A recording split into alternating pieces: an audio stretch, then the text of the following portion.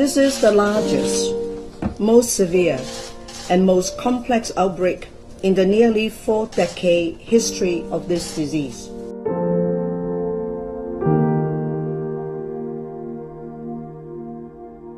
La maladie à virus Ebola se soigne en soignant les symptômes. Si on vomit, on donne des antivomitiques et des antiémétiques. Si on se déshydrate, on réhydrate.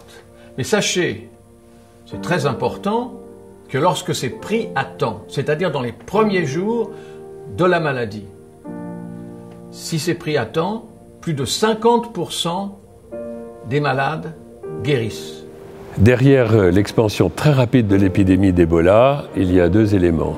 La défaillance des systèmes de santé qui ne pouvaient pas supporter le fardeau de cette épidémie en plus de tout ce qu'ils supportent, et puis la réponse internationale qui a été beaucoup trop fragmentaire et beaucoup trop tardive.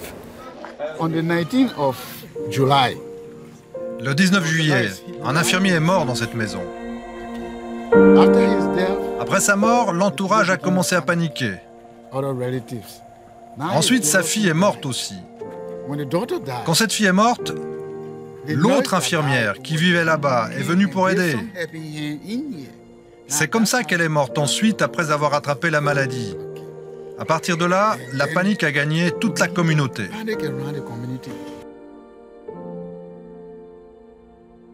Avec l'épidémie d'Ebola en Afrique de l'Ouest, l'Afrique a vécu une tragédie.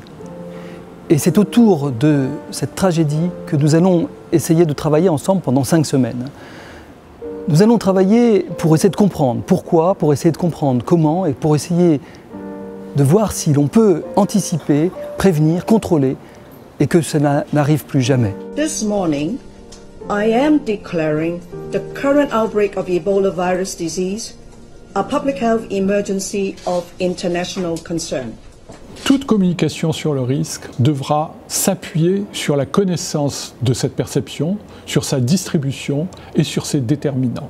Et elle devra adapter sa communication au fur et à mesure de l'évolution de l'épidémie. Le manque de traitement, d'équipements pour les services de santé, de centres de tests, la pénurie de personnel et l'ignorance de la population minent les efforts contre l'épidémie.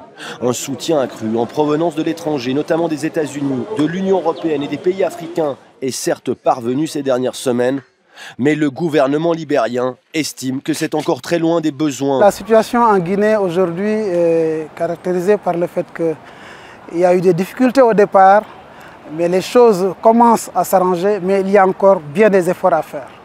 Du côté du système de santé, évidemment, le système a été un peu débordé au départ, en tout cas au plan du contrôle de l'infection. Mais maintenant, les gens commencent à comprendre et des mesures sont en train d'être prises.